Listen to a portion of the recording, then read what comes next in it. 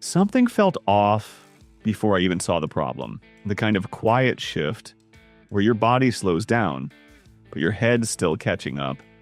And the gun on my belt felt more like a question than an answer. That was the moment I realized I might have picked wrong. And there's no clean way to fix that once it starts. That's what pushed me into this. Cutting down to 5 handguns I'd actually trust for survival going into 2026. Not in controlled conditions, but when things go bad and you're behind it. I used to think reliability was enough. That belief didn't last. Once I started seeing what fails under pressure, I cut guns fast. If it needed perfect ammo, gone. If it needed constant care, gone. If it ever made me hesitate, it was out. Some big names didn't survive that filter. These 5 did.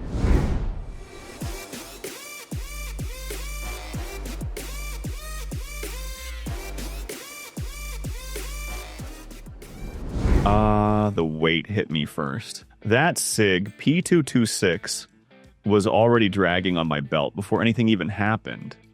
Heavier than anything I'd been carrying lately. The kind of weight you notice every time you shift, every time you sit. I remember thinking earlier that day it didn't make sense anymore. Too big, too old, too much compared to everything getting smaller and easier to live with. Then the power cut. No warning, just everything dead at once. The house went quiet for half a second. Then the storm filled it right back up, wind pushing against the windows.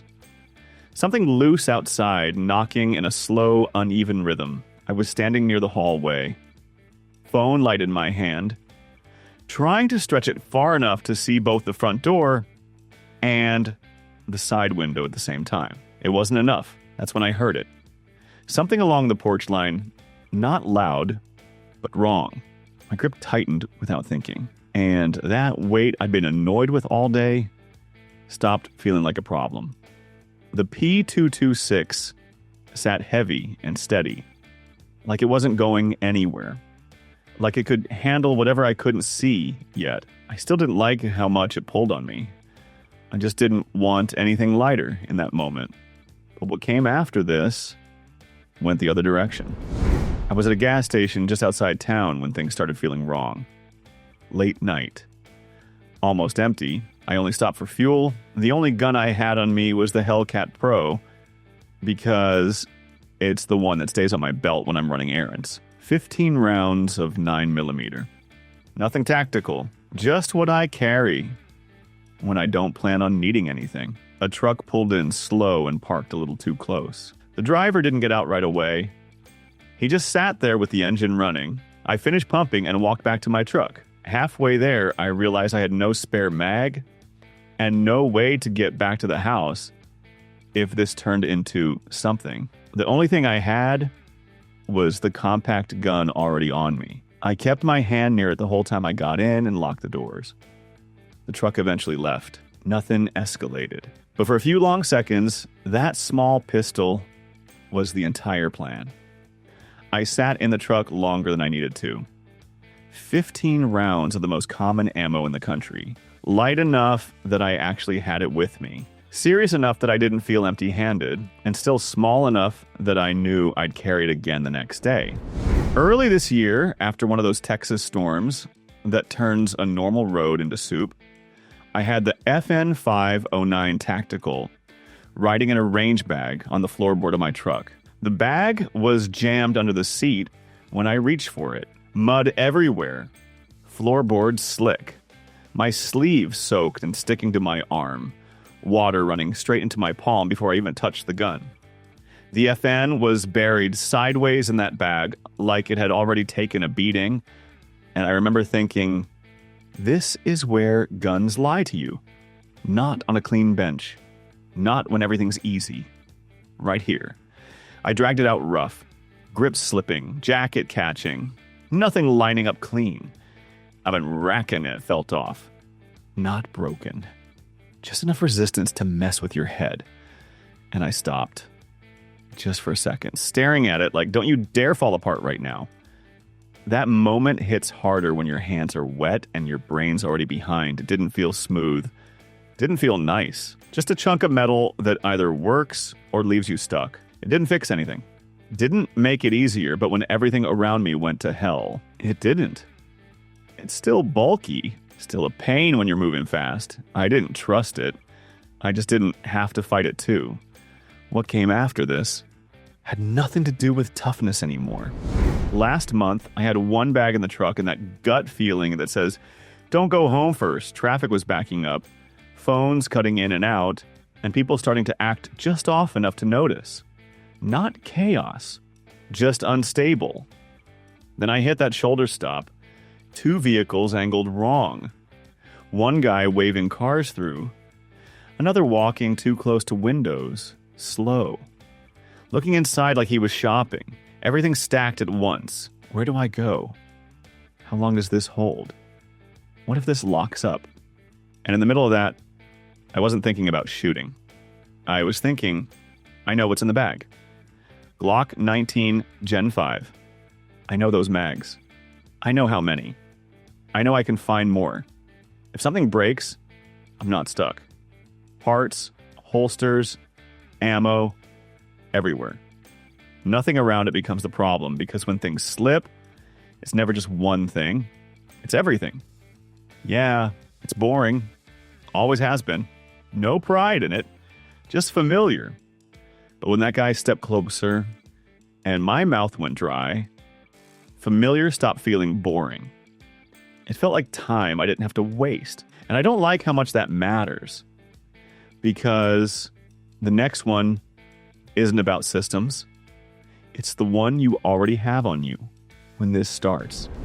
Last week, after a range session, we ended up at a small cafe near the edge of town. Dust still on our shoes, bad coffee sitting between us. I was with a retired cop I've known a long time. Not loud about guns. Doesn't argue. I'm the kind of guy you listen to whether you want to or not. I asked him straight. If things go bad, what handgun do you actually want on you? I already had the answer in my head. Something full size, heavy, serious. He didn't even think about it. The one you don't leave behind. Then he tapped the Shield Plus. I didn't like that. After everything else on this list, that answer felt small. Like it dodged the question. Like it ignored everything I just went through. But he just sat there like it was obvious.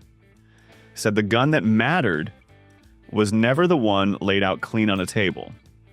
It was the one already on him when the call flipped, when the stop went bad, when the day stopped being normal, and didn't go back. That stuck. Because the Shield isn't perfect. Small grip. Less control. You feel the trade the second things speed up. And that's the problem. You don't rise to the gun you planned. You fall to the one you actually carried. I still don't like that answer, but it's the one that stayed with me. I almost left the Masada out. It didn't feel like it belonged here. Not flashy, not something anyone argues about.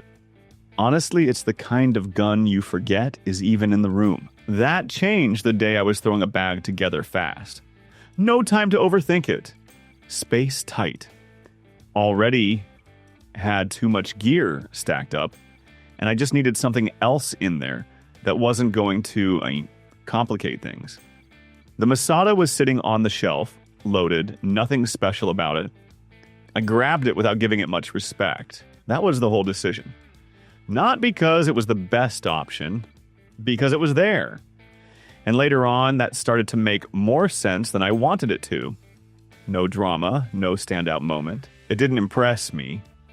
Didn't annoy me either. It just sat in the bag, got knocked around, handled like everything else, and never turned into a problem I had to solve.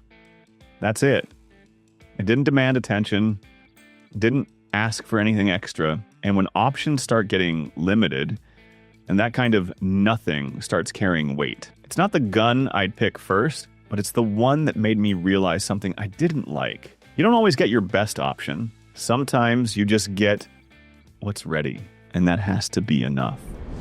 Something felt off before I even saw the problem. The kind of quiet shift where your body slows down, but your head's still catching up. And the gun on my belt felt more like a question than an answer. That was the moment I realized I might have picked wrong. And there's no clean way to fix that once it starts. That's what pushed me into this. Cutting down to 5 handguns I'd actually trust for survival going into 2026. Not in controlled conditions, but when things go bad and you're behind it. I used to think reliability was enough. That belief didn't last. Once I started seeing what fails under pressure, I cut guns fast. If it needed perfect ammo, gone. If it needed constant care, gone. If it ever made me hesitate, it was out. Some big names didn't survive that filter.